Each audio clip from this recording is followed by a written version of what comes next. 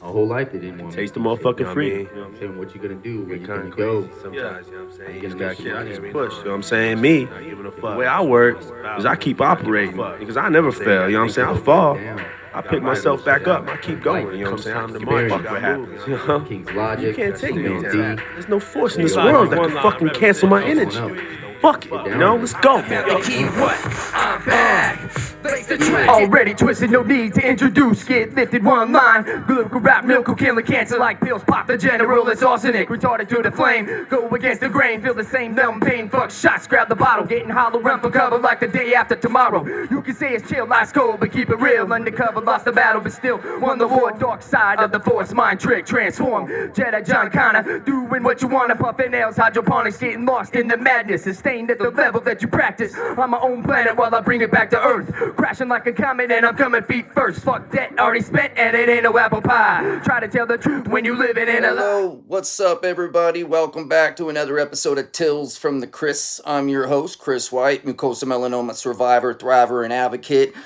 On today's show, I have a fellow MelaHomie I met in Washington, D.C. this past March for Advocacy Days. Please give a warm welcome to Robyn Fine. All right. What is So I that? got The my UPF UPF? clothing on, huh? Oh yeah, nice. What brand is that? This is actually this is Columbia. Oh okay, yeah, yeah. I They like have a lot of their stuff. Oh yeah, so much good stuff out. Yeah.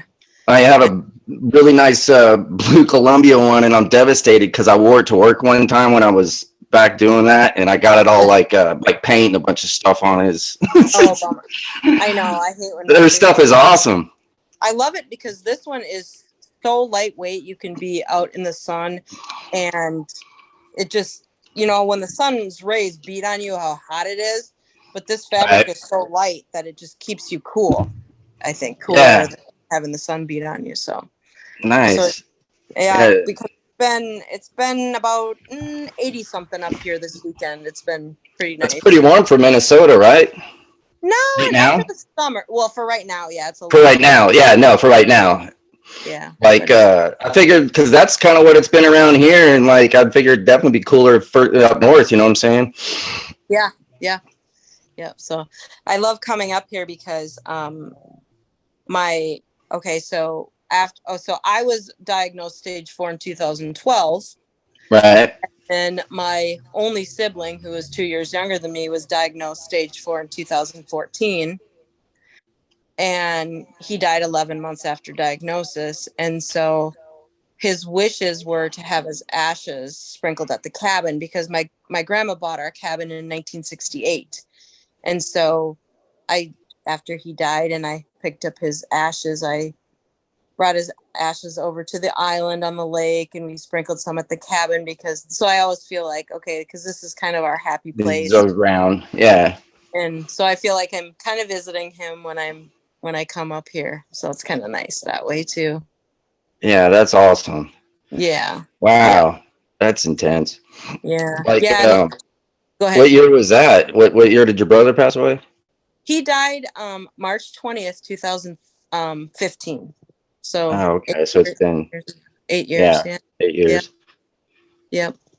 It was interesting because when I was diagnosed with stage 4 in 2012, October 1st, 2012, the first oncologist I saw, she said, "You need to get your affairs in order." So when you got diagnosed, that was your first talking to, that was your speech from the doctor when you like straight up out the gate, all right, you're diagnosed stage 4, get your affairs in order speech? I went to see her. I don't know how I got referred to her. She was supposed to be a melanoma specialist in Minneapolis. So I said, okay, I'll go to her. And I was married at the time. And so my husband and I went there and it had spread. Well, it was stage 1 in 2009. It was on my back. So I had my regular skin checks and everything. So when it spread to my left breast. And so when I had the biopsy and everything, I'm like, oh gosh, now I have melanoma and breast cancer. They're like, no. Yeah. Wow. So I got the diagnosis. They referred me to a melanoma specialist in Minneapolis. And she said, well, this is stage 4 because, it's spread from the skin into the blood. Now it's in your breast. It's from the same cancer. It's not a new one. It's the same one. Same one. And so she told, she said, and it was right. Ipilimumab, Yervoy, had just been approved. I didn't know anything about that, but she said, well, there is hope, but you need to get your affairs in order. The hardest thing I had to do is I drove to my mom's and told her I was going to die. You know, and I got back from that. I told my mom what was going on. We drove back home. I was with my best friend and my husband, and we got on the phone and started calling. We're like, okay, no, this isn't going to work for me. I'm not dying. Yeah. What do I do? That. So I said, where do you go when you're really sick in Minnesota? You go to the Mayo Clinic. Yeah, it's the #1 spot, right? Yep. So I called down there and I was able to get in with the head of the melanoma clinic in 3 days. They said, be prepared to stay for a week because I was 3 hours away. Be prepared to stay for a week. And I was just like, oh shit. So I went down there and I went through all this testing, the PET scan, another PET scan. Yeah, sounds familiar. Met with this doctor, met with that doctor, finally I get to see him and I'm in tears at this point and he says, so he walks in and he's just a burst of energy and he said, hey, stage 4?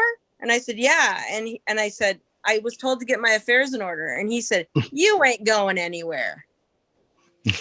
And so he was just optimistic out the gate, right? Yeah. Setting the tone. Really? And he said, nope, you're not going anywhere. He said, we've got this. I handpick all my surgeons. We've got this. And if this doesn't work, I always got something in my back pocket. He's got that, that B, plan C, plan D, plan E, like all the way down the whole alphabet. Hell yeah.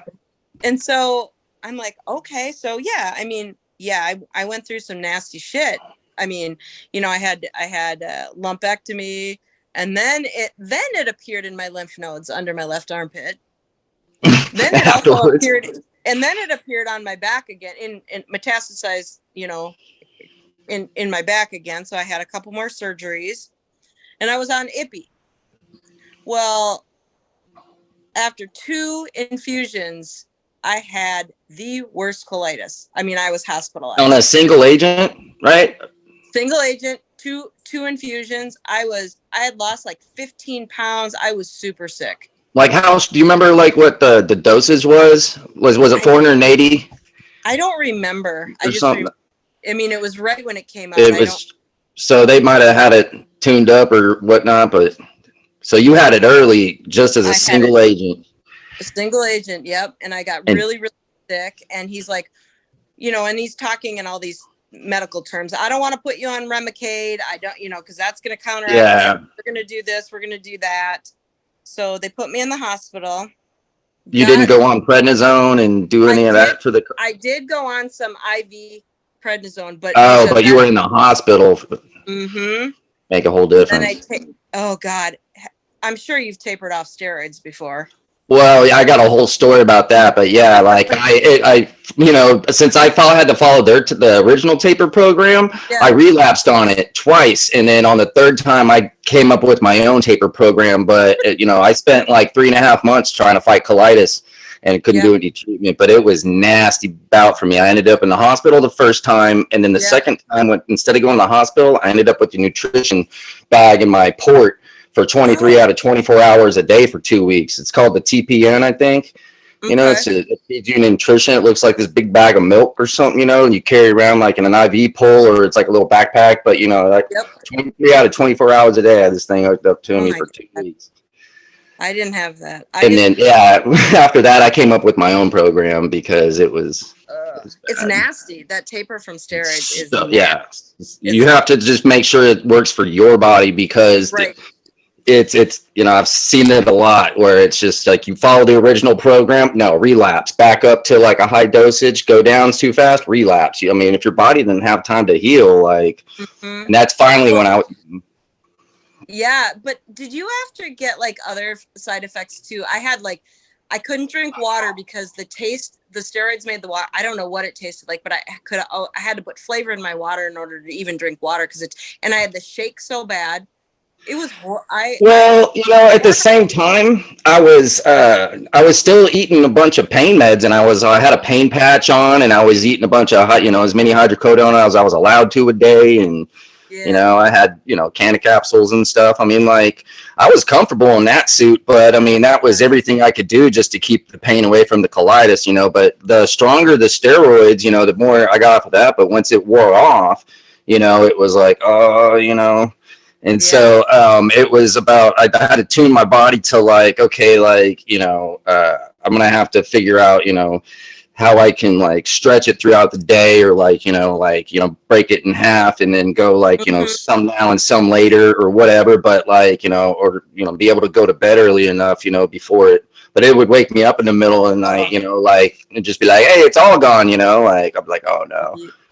But like, yeah, it was insane. But when I was because I was on 140 milligrams is when, like, you know, it was my top deal, and I had to taper down from that. And so, and that was the time.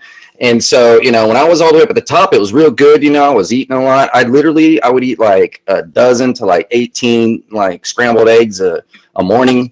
You know, and like a plate, a whole deal of like orange Danish deals. Like, I was eating like a machine and stuff. And then, but the lower the, you know, the taper went and everything, you know, the less my appetite got, you know, because when on the drugs and stuff, but swelling and stuff. And I had all the, you know, I mean, it was like my knees swelled up real bad because I was like laying in bed too much, and then had to remember to go exercise and walk, but, you know, know my limits. And I mean, it was a bad deal. You know, at first I tried to work through it, and that was, you know, and like, I was trying to do that as I was tapering. It was just not happening, you know, and so I ended up in the hospital.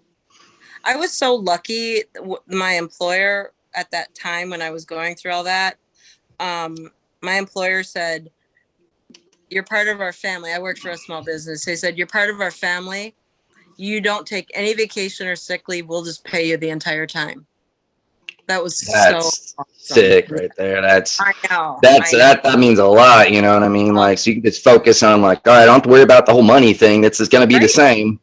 Just go ahead and take care of yourself. Like, that's huge. I mean, I you know, I ended up moving in with my mom, you know, and then my dad, and like, you know, lived with my parents for a good majority of everything. But by doing that, I was able to save, you know, the money and everything. And through work, I tried to keep working through all my treatments. So any systemic treatment, whether it was chemo or immunotherapy, I worked through all of that. The only time I had to take off was from the surgeries, you know, and then eventually the colitis. And when that happened, and it was for extended periods of time, I had like short-term disability.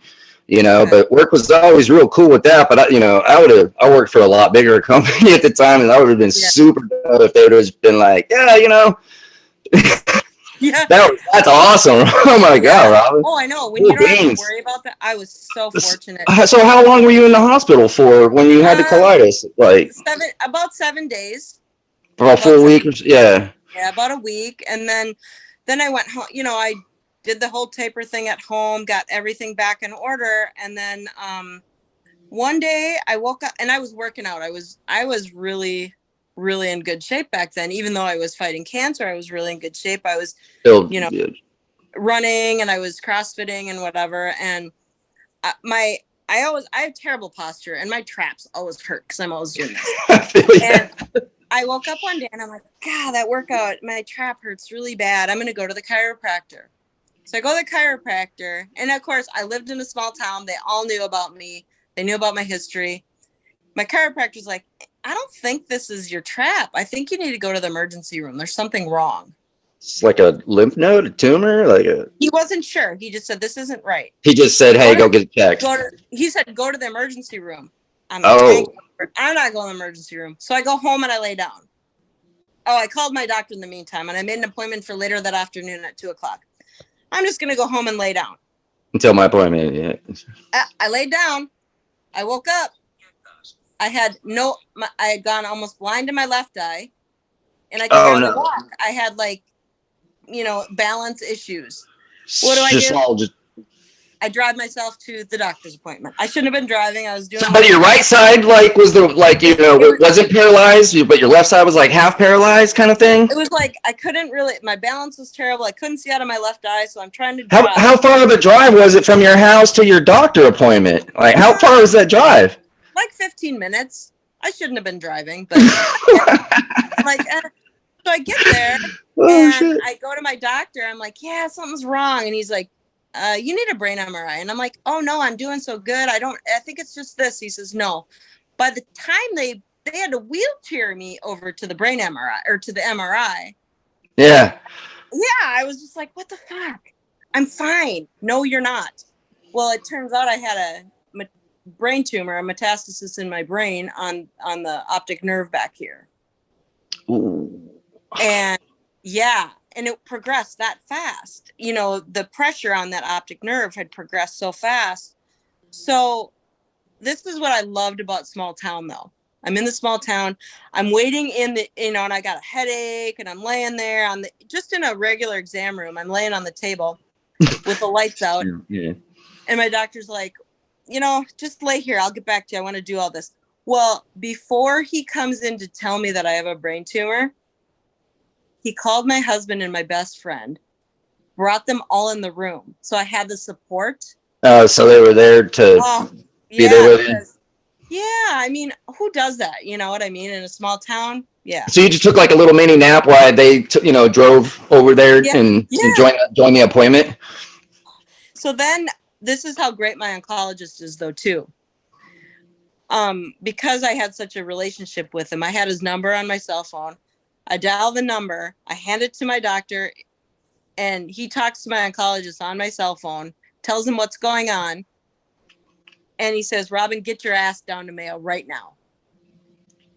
And we literally left the doctor's office, packed a suitcase, down at Mayo, checked in, and I got to tell you, the scariest thing, though, is I didn't realize that they always have these chaplains come in for anyone that's having serious surgery. I thought he was. Oh, just in general, they come in. Oh, really? Yeah, and he's like, "Is there anything you need?" Is that just a thing that they do at Mayo, for all their surgeries? Oh, okay, yeah. Big ones. Yeah. I'm like, oh shit, I'm dying, And they're like, no. We just do this. We do this for all of our patients. Doesn't matter what your kind of surgery or what your odds are. We're gonna. Yeah. And yeah, so I got to tell you though, after my first metastasis, and after the first surgery, I woke up in ICU, and I didn't know that I had these male nurses there. This was hilarious. You're laying there buck naked in these gowns with your head. Yeah. All your parts and stuff hanging out. and it was so funny because they come and they give you I don't know, they must have female nurses there, but my nurses were always men, and they'd come and they'd physically move me because I couldn't move, and they would put warm lotion on my back and give me back massages. And here your ass is hanging out, you're just right. It was I was like, do they do this everywhere? Because that was so awesome. Pray to you, give you back massages. You're like, hey, good surgery. It's okay. Yeah, and here I'm worried about, oh my God, my butt's hanging out. They could have cared less, I'm sure, but it was, That's funny. So. And then after that, they put me on regular surveillance, the brain MRIs, and I had 4 more after that. So 4 more tumors, 4 more Mets, and I have a titanium plate. Though I didn't even know they were there. They caught them early. The one in my front was large, and I have a titanium plate in my head. But the 3 others, they did gamma knife radiation, and it worked. And so between radiation and surgery, they were able to get all of it out of your entire brain. And then I was put on Temodar, which is, I don't know if you've ever, I think I've heard of it, but I'm not really familiar with it, Yeah, it's a chemotherapy for, they use it for glioblastoma brain mets. Okay, yeah. Okay. So I've heard of that. I've heard of that brain mets before, for sure. So I've been actually close to 10 years, no evidence of disease. My doctor saved my life, and I'm not dead. And so that was your last, after the surgeries, that was your last bit of, so between the your original like couple of doses of just a single agent immunotherapy, couple of surgeries. How many total surgeries? You had brain surgery. I had plus 2 craniotomies and 3 gamma knife treatments. So, yep. And then, like so between all of that, and then now it's been 10 years. Yeah. And then, how often are you going in for scans for follow-up scans? Do you still do that? Yep, I regular? go once a year. I go once a year. And are they doing a PET scan or a CT, or what kind of scan are they doing? I do labs, PET, brain MRI, and a skin check. What's great about Mayo is I get it all done, and then I meet with my oncologist at the end of the day. So I have. So you don't have to like wait and try to, Nope. There's like that whole anxiety thing doesn't go like into the next day or the next week or the whenever. Yep. You just the same day, boom, boom, boom, boom. Done. Yeah, it's a fantastic. No, that's beautiful. Yeah. That was kind of like a lot of my MD Anderson experiences, you know what I mean? Because it'd be like, do your scans in the morning and then you meet with your doctors in the afternoon, or like sometimes like within an hour or two later, I go have lunch in between or whatever. And then it's like, boom, you got all your answers and you got your next, what am I doing? And then you're bouncing out. I think that's how more clinics should model after that system, because this whole waiting around for the you scan and then when people tell me they have to wait like these extended periods of time, like that's more than like a day, you know what I mean, because that should pop in your portal and poof, and then you should have your appointment like following right afterwards.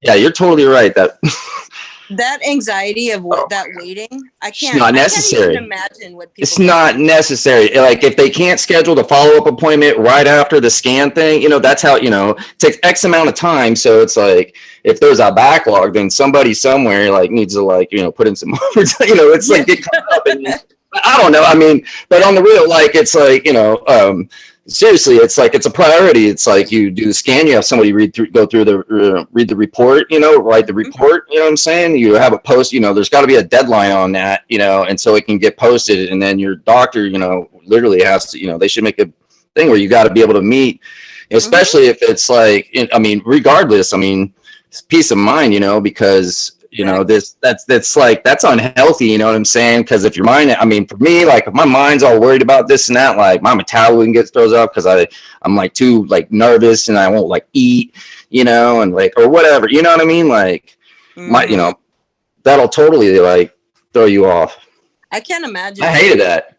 I can't imagine waiting. It's just I've had this great treatment, and I hear about people that have to wait, and the anxiety, and I think this, I have depression, anxiety. I was diagnosed right after, I got really depressed right after my diagnosis, and I've been seeing a therapist, and I'm on antidepressant anxiety meds.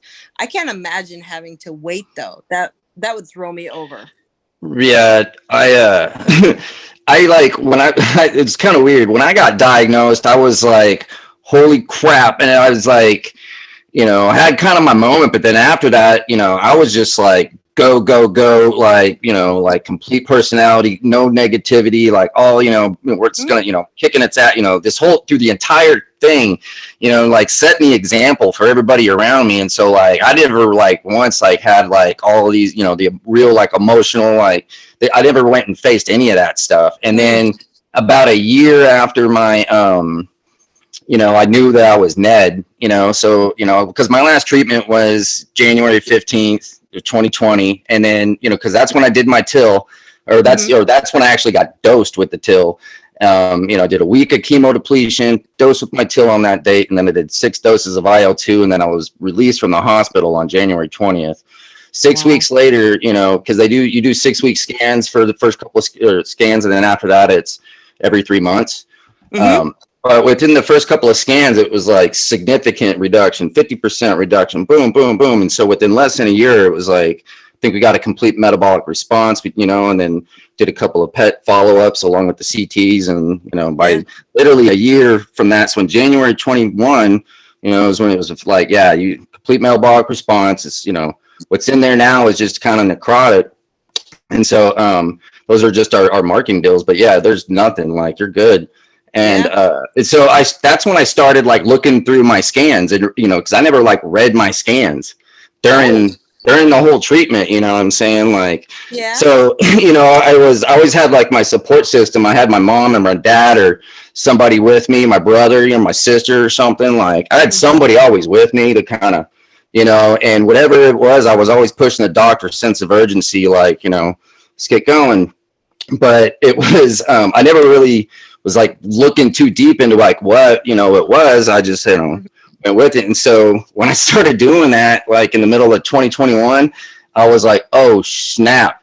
And then, you know, for probably the next year after that, like I was getting way more, you know, into reading into that and like, you know, writing out my story and trying to get more involved in like advocacy and stuff. And then it was like, that's when all the that's when all my like, you know, emotions and depression and everything, I was like, oh shit, you know what I mean? Like, okay. And it was intense, you know what I'm saying? Like I was like, I've never been like depressed like this. I don't know the rules, you know, but the messed up part, and I've told this to other people, but it was like I got out of the hospital in January 2020, but I live in Dallas, Texas, you know, North Texas, and the hospital where I do my clinical trial is in Denver, Colorado, CU Anschutz.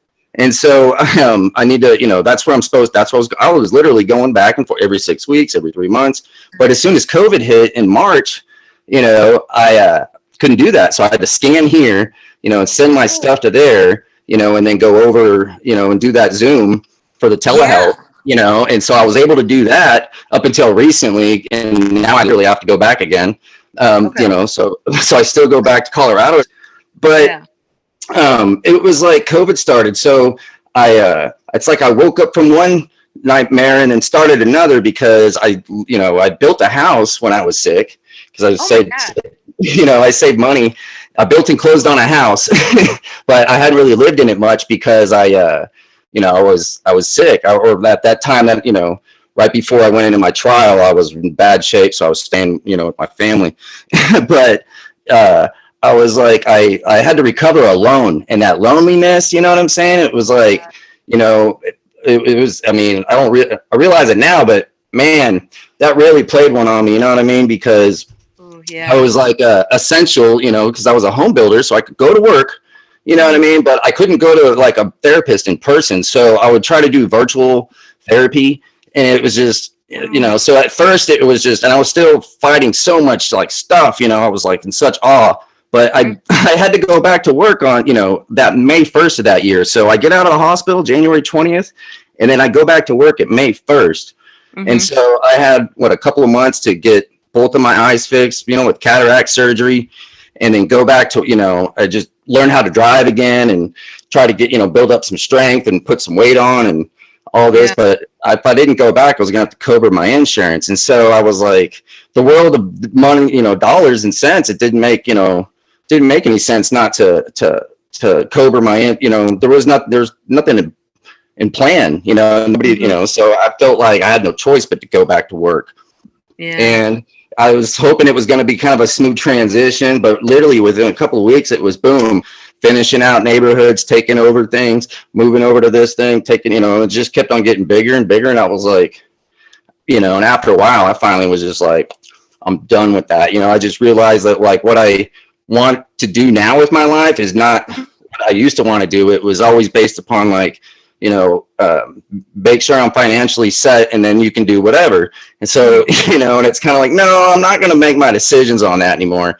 And, you know, like this job, I mean, like it could be all whatever, but the thing is like the better that you do, the more they rely on you. And it's just, there's a lot always, you know, it's like, man, I'm always thinking about when I'm at work, like all the other stuff I could be doing, like with the advocacy stuff or the support groups, you know, and it was always just, you know, I was like, I don't know how, but for some way, but if, you know, and that whole thing for, you know, it's probably been like almost the last year or two. I mean, it's been kind of very uniquely depressing, you know, but it's like, it's hard to explain because it's, I mean, I've never had it before, so I'm not sure, you know what I'm saying? Like, but it's intense, the loneliness, you know? Yeah. And that's the thing is, well, so I battled my depression, my own depression of this diagnosis and having you know, my daughter was about 13, and then I go into, so I'm depressed about that and what's going on in my life. And then, of course, my only sibling, my brother, who I was really close to, goes through the same thing. And that hit me really hard. That really So you're just having one thing after another, right? Yeah. And my brother compounded. He lived in Arizona. And so I would, because his progressed so quickly, it was stage 4 right off the bat. They couldn't find a primary. I would fly back and forth to Arizona where he lived and help my sister-in-law because he was married. And I would help her with him because he was in and out. It just progressed so fast. And I don't know if you know anything about CrossFit, but in 2013, my brother was, he went to the CrossFit Games and he was 16th in the world. Oh, that's pretty dope. So he was amazing. And I always say that melanoma took the strongest man I know because he was so incredible. And so that was really hard when I lost him 11 months after diagnosis. And I always said because I had him come to Mayo where I was, and I had him work with my doctor there. And when things weren't working, I'm like, how can this be? You're like, it worked on me. Why isn't it working on him? And that's what I said to Dr. Markovich, my oncologist. I said, okay, we have similar DNA. This should work on him. And he said, that's not how this works, Robyn. I'm sorry. It doesn't work that way. And so when Jason passed, I really had a lot of depression along with survivor's guilt. Yeah. And that was hard for me because here I was, I'd been divorced. I had an okay job. And here my brother was, at way advanced degrees in college. He had, he was pretty well off. He had a wife and a group of friends that was, and I'm not a big religious person, but I kept saying, like, why didn't you take me? Why did you take him? This isn't fair. You should have taken me and not him, because I felt like he deserved to be on this earth more than I did. And that was pretty heavy. Heavy. And I'm so glad that I had, my oncologist, I have a pretty good even relationship with him, though he's not a therapist, but I had a pretty great therapist at the time that really helped me with those struggles. Someone to listen, They're real. Those struggles are real for us that, You just want somebody to talk to, that kind of, you know what I mean? You don't want to burden your friends and your family with that stuff. And I totally get it. That's the whole reason for these calls. I mean, I got back into seeing an in-person therapist, and I was like, you know what? Like, this is the kind of community, because I think we all kind of relate, you know what I'm saying? Such a unique, you know what I mean? Like, it's so hard. For me, it's frustrating sometimes to try to explain it to my family, or at times it was, you know what I mean? I don't think it is necessarily more, because I do this all the time, nonstop. So but it was like, just so, I don't know. It's just different. Like, when I met everybody in Washington for advocacy days, I felt so at home. I was like, it felt so good for those couple of days. I was like, this is the coolest thing in the world. Everybody here, the connectivity has, like, we all share something very familiar that's very rare, but we all get it and understand. And it was, I just felt at home, and like became like really good friends with pretty much everybody I met that I could remember. But there's, so many people, but I mean, real solid group, you know what I mean? And like, it's just we're all there for the same reason, we want but that's so therapeutic, really. I mean, just to be able to talk with somebody else, it's like, okay, like, I could put my bets on, like, I'd rather go probably shoot the shit and talk with you for a while, and cause I was spending, anywhere from, I had a therapist that was like $145 an hour, but I had one that was like $190 an hour, you know what I mean? Or $200 an hour or something. It was like, but I like that in-person, therapy, but it's like, I'm still trying to educate my therapist on what, my disease is. I mean, like, what it's like, but if somebody else, when you hear that M word, you know what I'm saying? It's like, it doesn't matter. Like, well, I mean, you know, you have all the different types of melanoma, but at the end of the day, like the word melanoma is still in your diagnosis. Right. You know what I mean? And so, you know, and it's proven like all kinds of it, you know, are deadly, and it's scary as shit. It is scary as shit. And whenever I hear about somebody newly diagnosed, I just am like, oh shit, what a roller coaster, you know? And one great thing, this I have to talk about. So last year, so someone at Mayo Clinic he was a patient, but he also worked at Mayo Clinic. He started, it's called the Stay Out of the Sun Foundation down at Mayo. And every year there's a 5K and an auction and all kinds of an event. And it raises money for my doctor's melanoma research lab, which is super cool, I think. Oh, that's cool. And so I've participated every year. And last year, my doctor introduced me to, she was newly diagnosed, stage 4. And he called me over and he goes, hey, Robyn, this is so-and-so. And she needs a little of you. She needs to meet you because, you know, your attitude will make a huge difference on her well-being out the gate. Exactly. And so we really and we've done you know, we've gone out together. We did the 5K together again this year. She actually had just recently metastasis to her liver, and now she's NED. And so, I mean, it's just great to have that connection. Wow. With her. Yeah. She was, you know, she always tells me, she's like, thanks for talking me off the ledge so many times, because she's, you know, she has so much anxiety being newly diagnosed. And so we've really had this great connection. And before she had opportunity to go to, like, you know, Google and everything, she was connected with you, right? Yep. I mean, like, so straight out the gate, you know, as soon as boom, here's a survivor, you know, connect with them. That's dope. I know. And that's so cool. I love that about, even sometimes my oncologist will email me and he'll say, can I give your number to a new patient? And I love that he can, you know, I love that he can count on me too.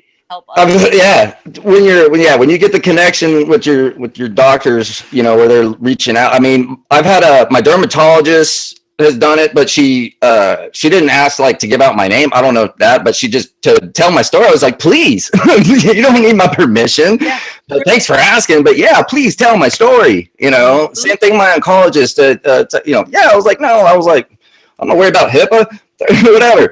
You know, tell them. I'm not worried about HIPAA. Just give them my name. I'm gonna start. I mean, here's what I think I'm gonna do. Like, I'm gonna just make me a bunch of brochures about me and go drop them off in my oncologist's office, my general practitioner's office, the surgeon that did my, you know, that surgeon, my proctologist office, like anywhere where you could like possibly, like, you know, maybe get diagnosed with melanoma. Go put all my that, you know, and then just start putting that in all the waiting rooms, you know, and then just have like a little brochure with a QR code, you know, takes you to my link tree or something, you know, and then, you know, you can be like, oh, cool. Good idea for you too is reach out to the American Cancer Society, because they don't have very many melanoma. I've reached out because they have my name as well for Minnesota, and reach out to them. To the American, so the ACN. Yeah, because and then tell them what. Just tell them that you would like to be a resource. To like share my story or to be a peer story, or they can put you on as support if a patient needs support or something in your area. It's just a nice way for newly diagnosed. All right, I'll definitely connect with that.